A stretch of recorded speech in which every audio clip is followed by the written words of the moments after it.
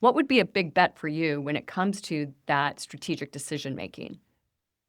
So when I think about big bets, I think it's important to like define it and what you actually mean by that. And so when I talk to my team, it's really about, okay, how are we going to reallocate our resources, time, money, focus to fundamentally change the trajectory of a business? And it's not just like the incremental improvements that you make over time. Those are also important and it's not like a zero sum, like you or only making big bets, but you're not making incremental improvements.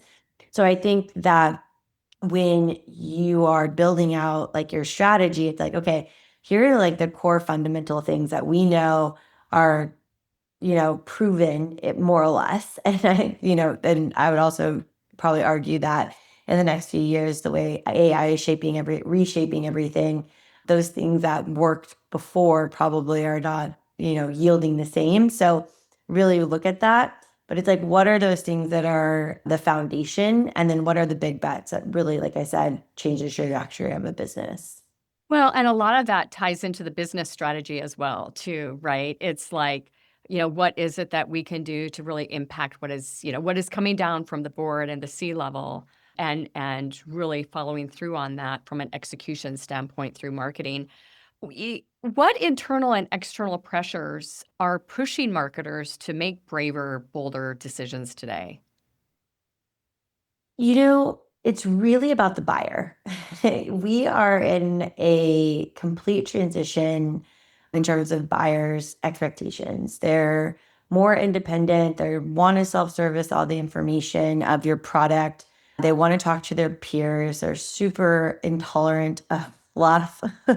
They're so easy to do your homework now before you ever even talk to a vendor.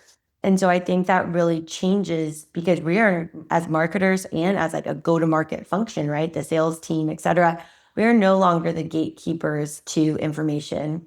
Right. And we can no longer, you know, create this perfect cookie cutter image of our brand and our product, et cetera. So we have to really think about meeting buyers where they are, making sure that we're giving them the information that they need to make an informed decision. We're capturing that mind share. And that's just a completely different playbook than before. Yeah. And what we don't have control over is predictability, right? But we can get close in some situations. I think the behavioral side of what you are describing here becomes that element that, we can get so far when it comes to making sure that we've got the right message at the right time on the right device, so on and so forth, to the right buyer. But then predicting whether or not they're going to choose A or B is where that gets a little loosey goosey. How do you balance these bets with that? So I think again, it kind of goes back to that. Okay, in your plan, you're creating like, okay, our buyers consume this type of content. Their eyeballs are on these channels. And so you're like, great, like, let's make sure that that's super consistent. We know our buyers they want to know X, Y, and Z about our product. We know that we have a hard time proving ROI. So how do we get that in front of them faster, et cetera? So there's things that you already know about your buyer and that you can have those kind of always on channels.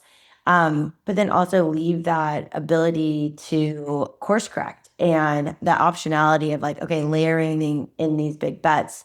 Um, and I think that also like really energizes the team, but it also helps you be that kind of bold and break through the noise in a market potentially, but you're not being reckless. It's like I'm not spending 100% of my budget on doing all this, out of home, buying every billboard in the Bay Area, but then I don't have anything as backup in terms of actually delivering on the pipeline numbers that we need to.